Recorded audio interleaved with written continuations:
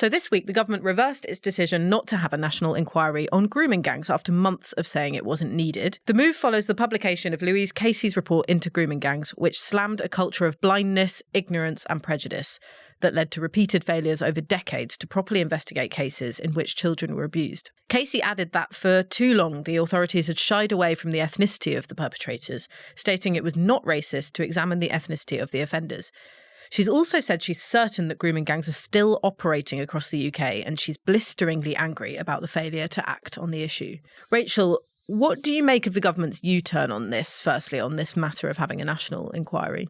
Well, the first thing I'd say is it's not just the government's U-turn, it's also a U-turn, or at least a change in perspective, from Dame Louise Casey herself. And she talks about that. She said that the reason she changed her mind and came to the view that actually a national public inquiry was needed was having seen the reluctance or the resistance, perhaps is a better way of putting it, from local authorities to get to the bottom of what happened and to properly be accountable to survivors. And also, obviously, she spoke to lots of survivors, and their desires and their priorities were also a big part of that decision. And I think that is worth stressing, because after the government tasked her with this rapid audit, which was a sort of 6-month look into all the different inquiries that have been done over the years and decades, local, national, all the reviews, all the task forces, to sort of come up with a summary of where we are now.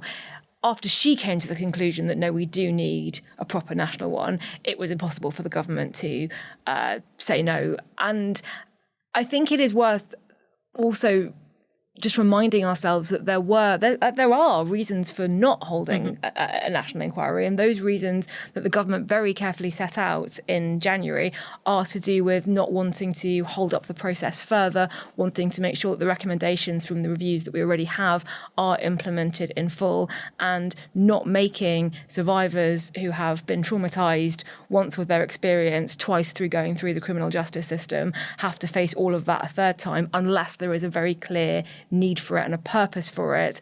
And I think all of those reasons are valid. Once you get to a point of saying, yes, all of that is true, but we still need it, then they U-turned on it, and that was announced in the Commons on Monday. Yeah, and there's also a cynicism about the idea of a national inquiry into anything, isn't there? Because it's another way of kicking something into the long grass, potentially. And you don't often get the prosecutions that people want out of them.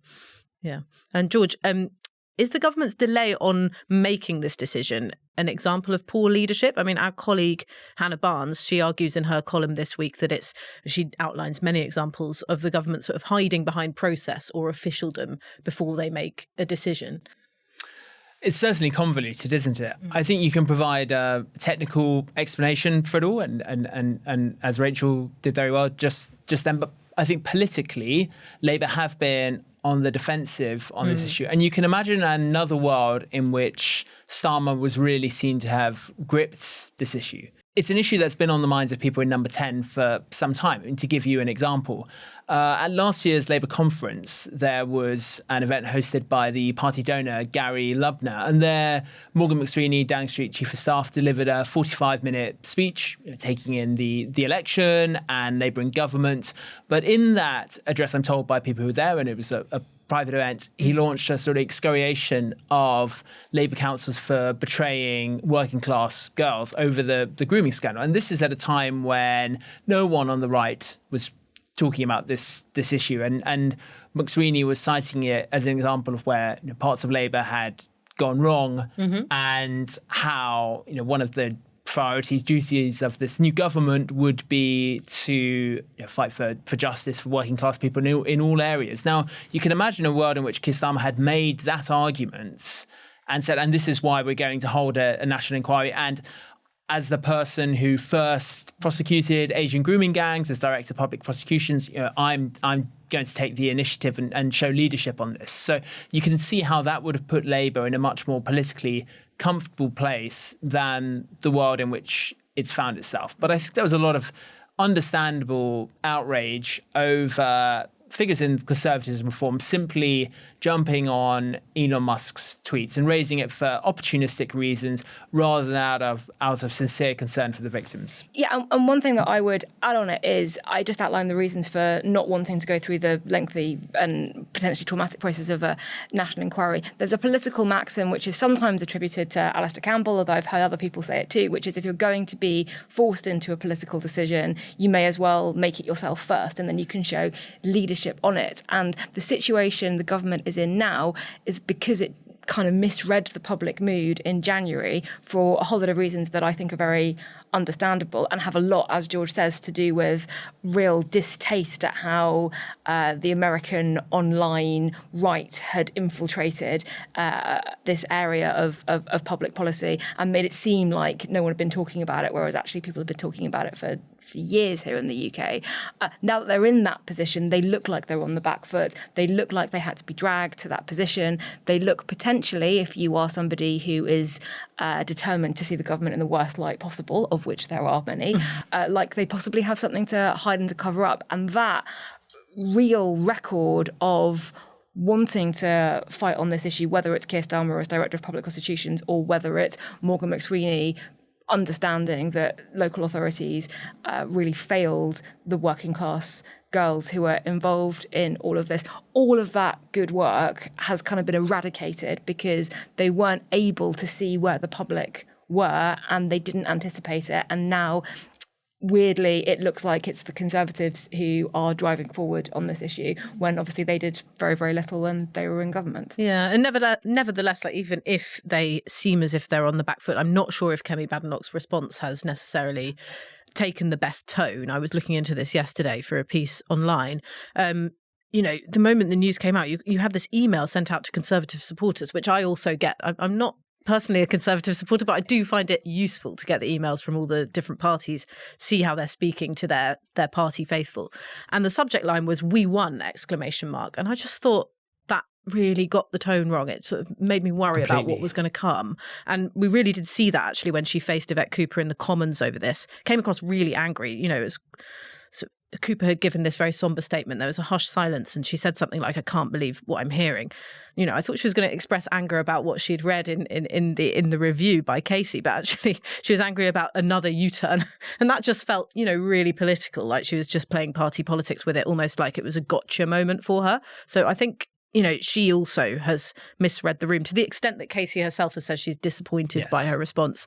You also had Natalie Fleet, a Labour MP who herself is a victim of grooming, who accused her of using victim stories for political point scoring. So I don't know if she's really taken the moment with the sort of severity that she ought to have. Yes, in some ways it exhibits the defining problem for the Conservatives at the moment, which is that on any given issue, Labour can just riposte, and what do you do about it? Yeah, well, at the press conference, she held a press conference on it as well. She was asked about her government's record and she said, "Oh, it wasn't in my brief."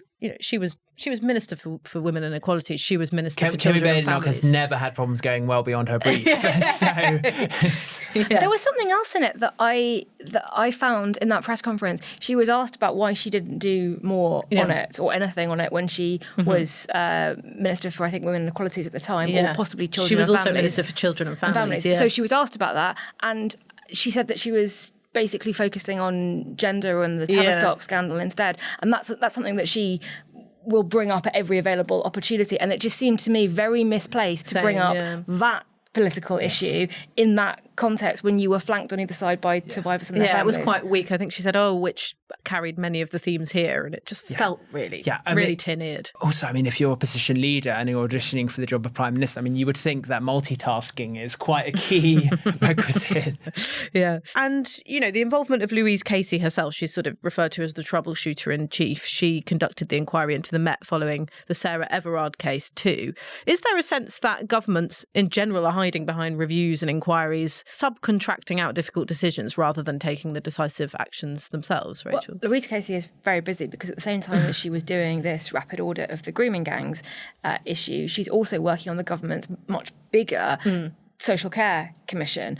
And you could argue, do we need another social care commission when we have had several? And what tends to happen is they feed back a whole lot of recommendations and the government of the day doesn't take them forward because they are expensive or politically difficult, and then something else happens and someone goes, "Well, why didn't you do anything about it?" And they go, we'll do another task force, we'll do another commission, another inquiry.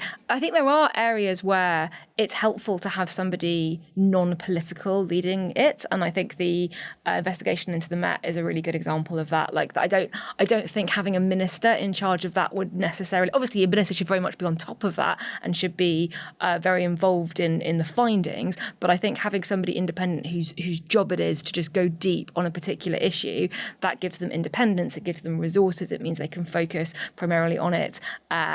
And rather than having other business to do, although not if you're doing multiple inquiries at the same time. And crucially, it means that they're going to come up with potential solutions that are not party political and that don't shy away from criticising decisions made by past governments of various political stripes. So I do think there's a role for it, but the trend of governments hiding behind decisions and saying we won't take action until we get the recommendations, like George, you're always saying to governors to choose, aren't you?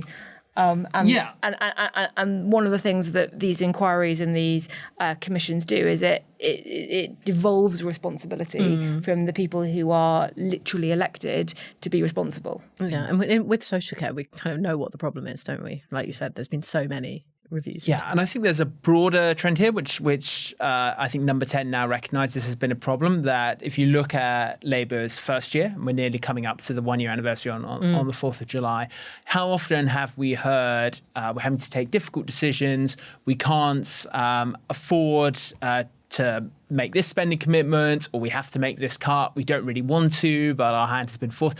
We heard that on winter fuel. You heard it at times over the welfare cuts. And I think now Number 10 recognise that they need to make the moral case more often. That's making a positive case for your actions can put you in a stronger position than saying we've been forced into this and seeming negative about your own direction. They need to take more ownership of policy. And I think you saw some of the beginnings of that in the spending review when Rachel Reeves continually said, we're making Labour choices. Contrast that with last year when she said cutting winter fuel payments is a difficult decision, but we've inherited a 22 billion black hole, and all of the cynicism and unpopularity that creates.